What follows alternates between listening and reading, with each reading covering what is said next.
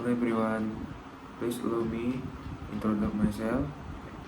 My name is Evan Revaldi. I'm a student with the registration number 25311020. Currently studying in Information System program under the Faculty of Engineering and Computer Science. Mengetahui karakteristik bisnis dan tujuannya, memahami lingkungan eksternal bisnis dan pengaruh terhadap perusahaan, mengenal beberapa sistem ekonomi global, mengetahui bagaimana pasar dan penawaran bekerja dalam distribusi sumber daya. Definisi bisnis. Bisnis itu sebenarnya berasal dari kata busi, yang artinya sibuk. Jadi bisnis bisa dibilang sebagai kegiatan yang sibuk, menghasilkan sesuatu yang bernilai menguntungkan. Secara sederhana, bisnis adalah aktivitas menyediakan barang atau jasa untuk mendapatkan laba. Contohnya kayak jualan makanan atau jasa laundry atau bikin produk digital. Nah, itu contohnya. Macam-macam kegiatan bisnis.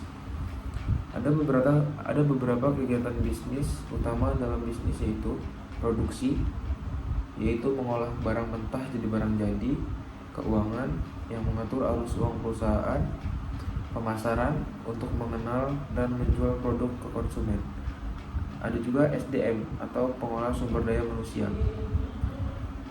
Fungsi bisnis antara lain mencari dan menentukan bahan baku, mengolahnya jadi produk, dan menyalurkan ke konsumen. Intinya, bisnis berperan dalam menciptakan nilai dari bahan mentah sampai ke tangan pelanggan. The concept of business and profit. Nah, bisnis itu organisasi yang menjual barang atau jasa buat dapat untung. Keuntungan atau profit adalah selisih antara pendapatan dan biaya. Selain itu, ada juga hal penting seperti customer choice, kebebasan konsumen untuk memilih produk. Ada opportunity and enterprise, yaitu kemampuan pengusaha melihat peluang dan memanfaatinnya.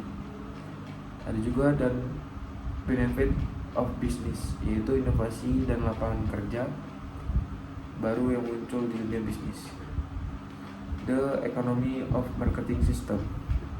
Dalam ekonomi pasar ada dua hal utama, demand and supply. Demand adalah keinginan dan kemampuan orang buat beli barang. Supply adalah kemampuan produsen buat jual barang. Sederhananya, kalau harga turun, permintaan naik. Kalau harga naik, produsen semakin semangat jualan. Dari sinilah harga dan ketersediaan barang di pasar terbentuk.